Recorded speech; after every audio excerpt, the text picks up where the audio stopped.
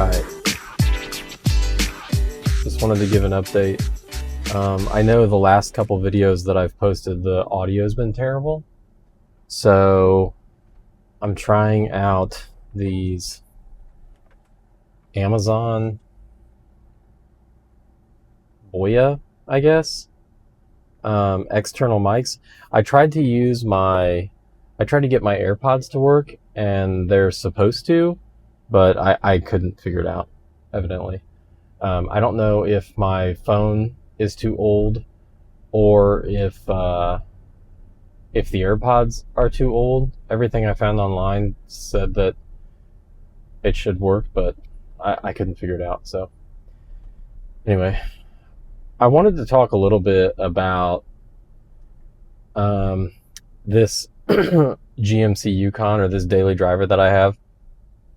It has nothing to do with the fact that what kind of vehicle it is. What it really is like money-wise, what the vehicle... I get asked this often by, my wife's friends, or my friends that don't think similar to me when it comes to non-depreciating assets. And I think it's worth talking about because, you see all these, I call them appliance vehicles or newer vehicles driving around, and they're all over the place. And, a small portion of people might be able to swing a couple car payments, and, they might be paying, I don't know, $1,500 a month for one car, maybe probably more than that for two cars if they go and get something relatively new.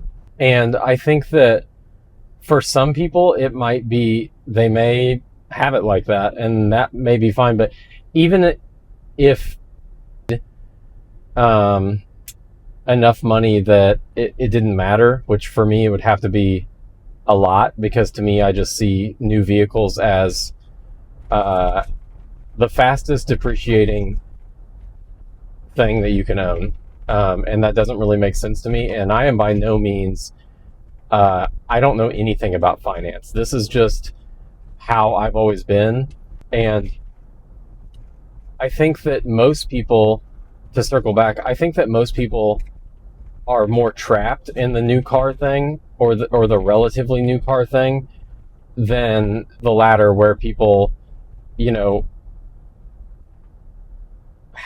make a car payment easy and don't sweat it. So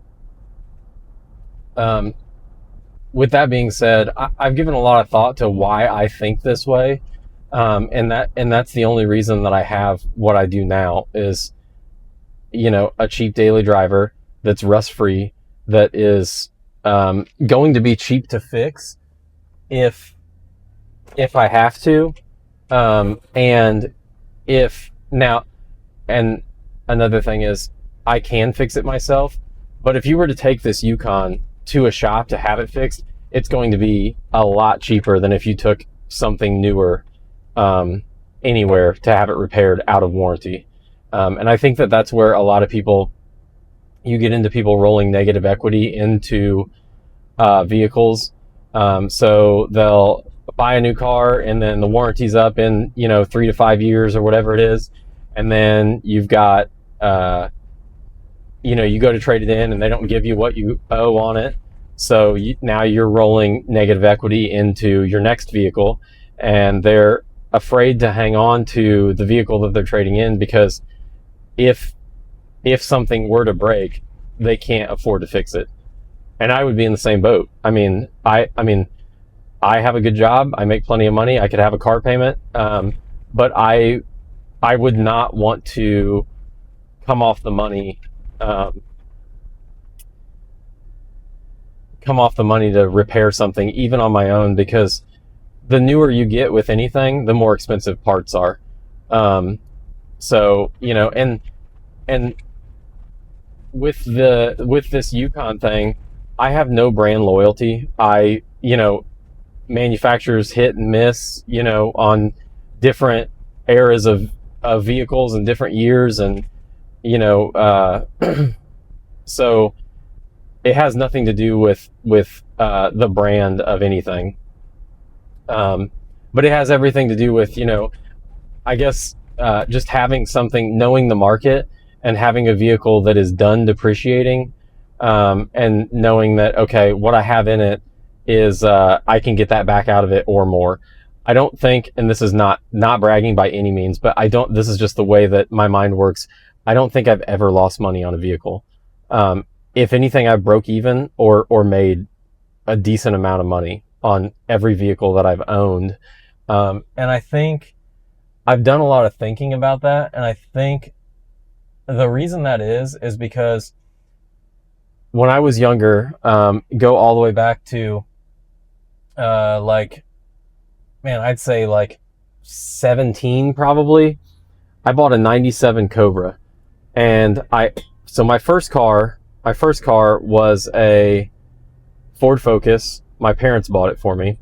The next car was a 97 Cobra. I sold the Focus to put the money toward the Cobra. And then winter came, and I quickly realized I needed a daily driver because, in the Midwest, anything that you drive in the salt is just gonna, I mean, vehicles here they just die a slow death with the salt. And that's another reason why, like, new vehicles like depreciate relatively quick, because they get rusty and they become, just another rusty vehicle that's not worth a whole lot. So anyway, I bought the Cobra.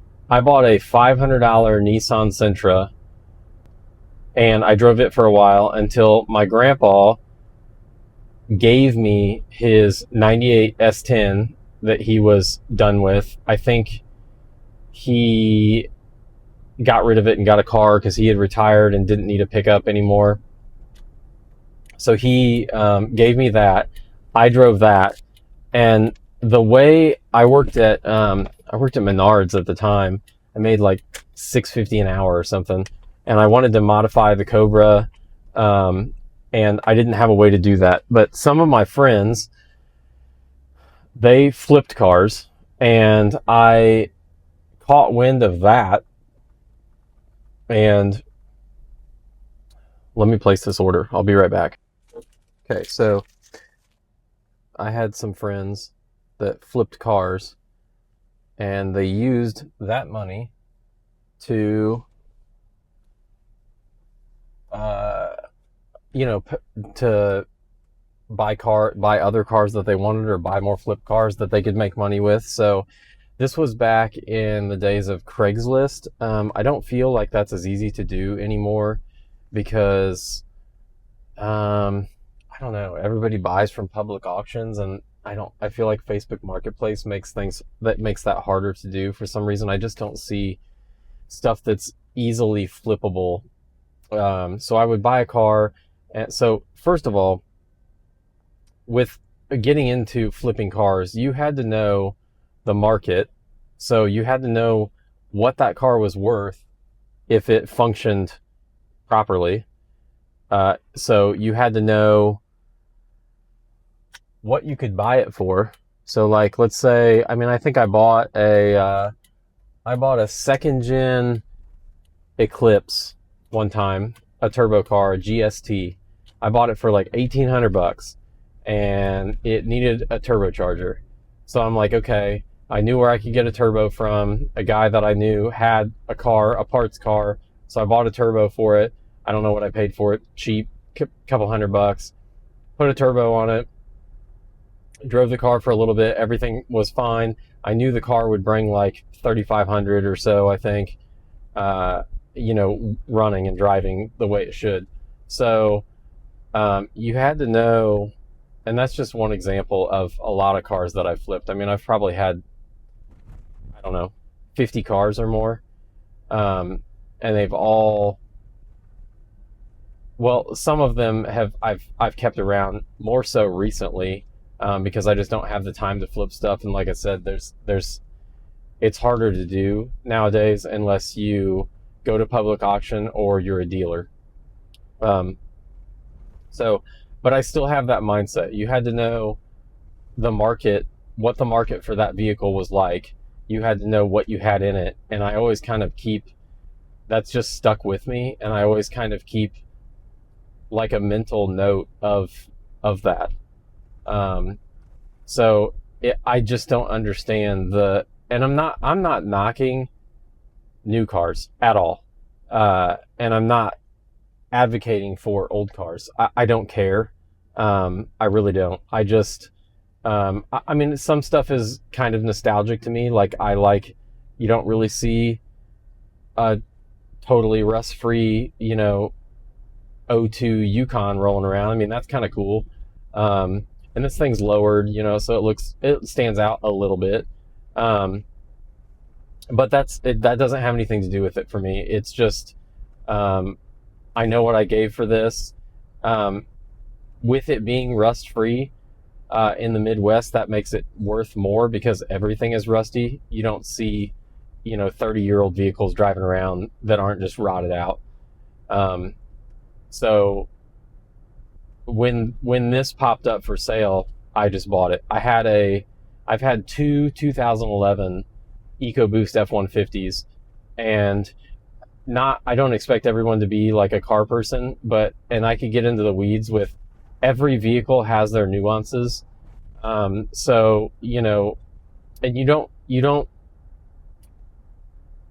you aren't made aware of what those nuances are until the vehicles get a little bit older and those issues show face.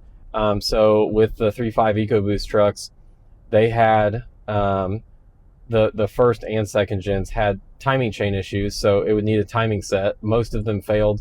Some would fail really early, some would last a little bit longer. The cam phasers fail, so the chain and the tensioners fail. The chains start to rattle on cold start, and they get to the point where it goes into limp mode because it can't put the cams where it wants to, where the ECU wants them, and you have to have it serviced, and that's about a $6,000 job. To take it to a shop, it probably cost, I don't know, $1,500 to do it at home. They have two turbochargers, which is it's just more potential for failure. So each turbocharger is oil fed. Obviously, they're cooled with the engine coolant, and so there's more potential for leaks there. And they're good trucks, and they served their purpose for me when I had them. But as a daily driver, like, I didn't need to have, $13,000 to $15,000 in a daily driver just for me to drive around by myself back and forth to work. I mean, it didn't do anything for me. And the potential for, I had in those trucks about what they were worth. So if anything were to break on them, I'd be pretty much at the threshold of what it was worth, and I'd be on the side of losing money on it. So that's not worth the risk to me. So I got rid of them as soon as this Yukon popped up.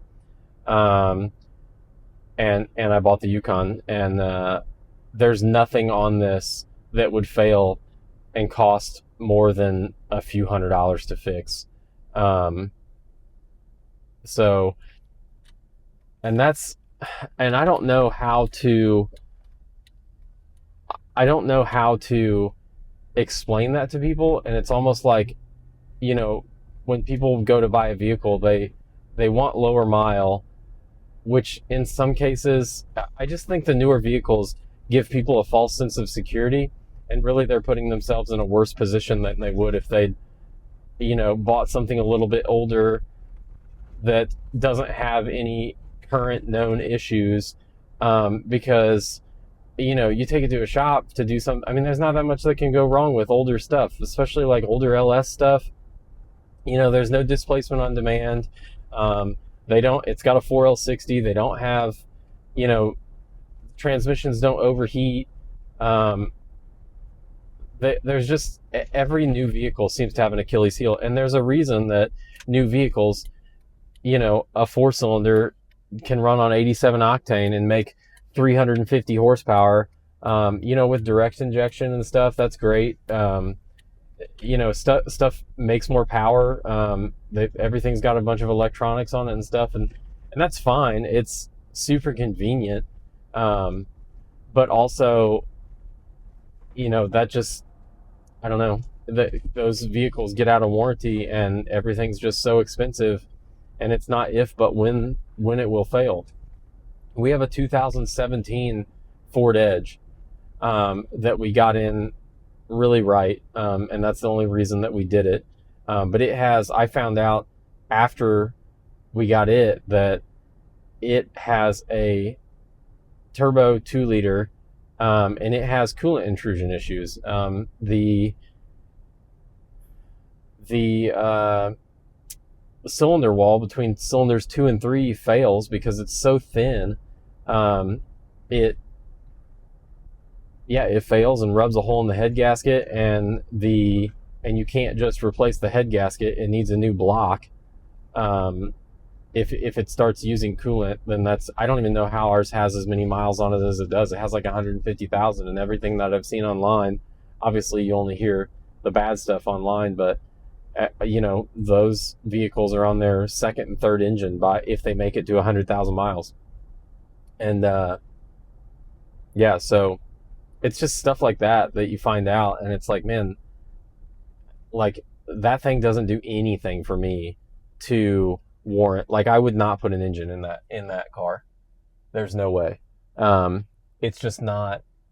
I'm gonna run it for a while, and if it continues to be okay, we'll eventually get rid of it once we are in a place where it just makes sense to, and I'll buy something else used that is done depreciating. Um, I don't know what that will be, and I don't know what I'm going to drive, you know, 10, 15 years down the road.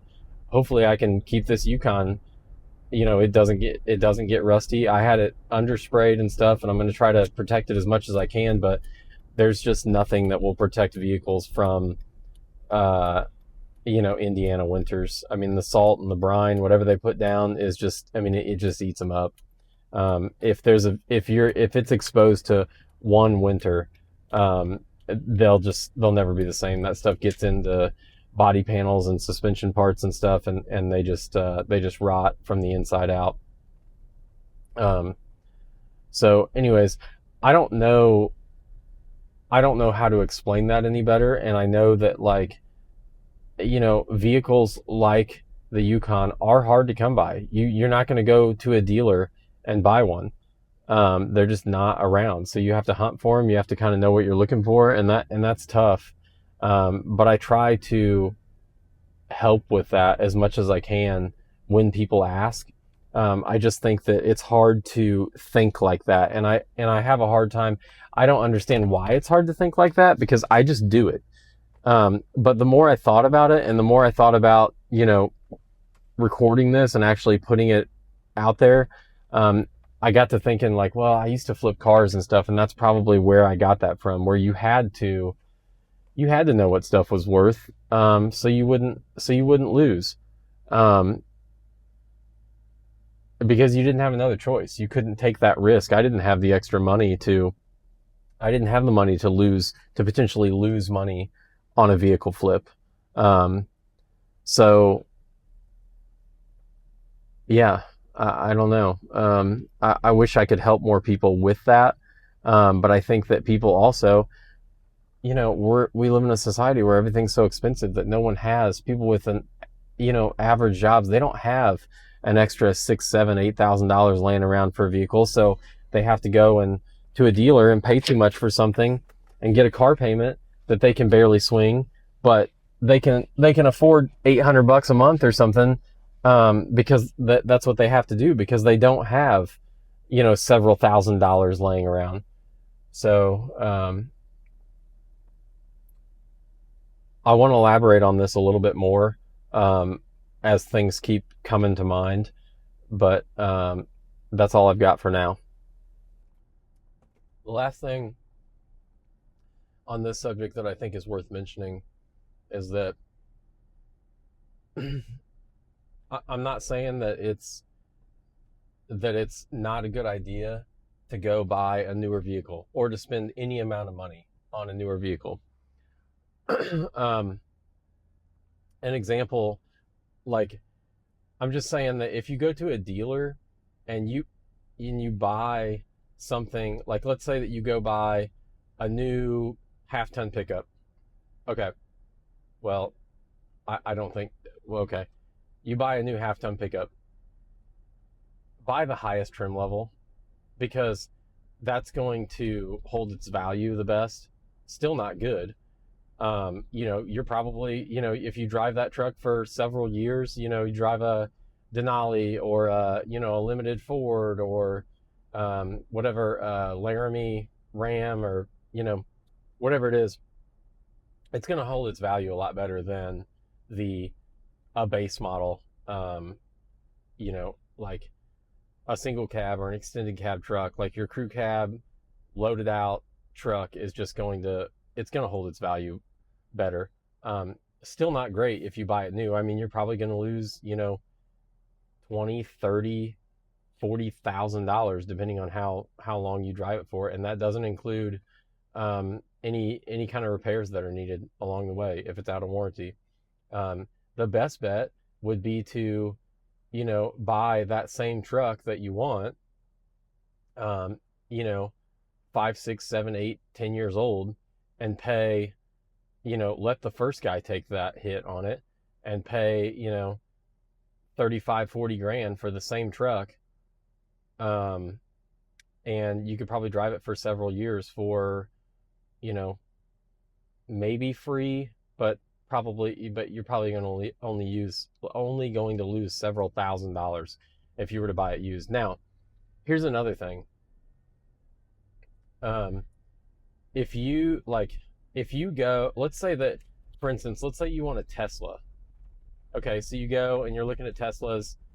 Buy the don't buy the base model Tesla. Like, if you want to spend $40,000 to $50,000 on a Tesla, buy a used Plaid.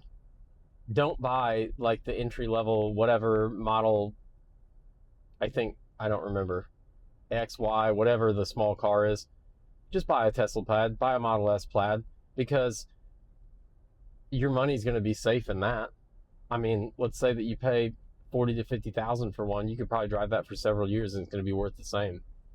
Um, so that's just I guess I'm trying to convey like a general idea about um, how that all works.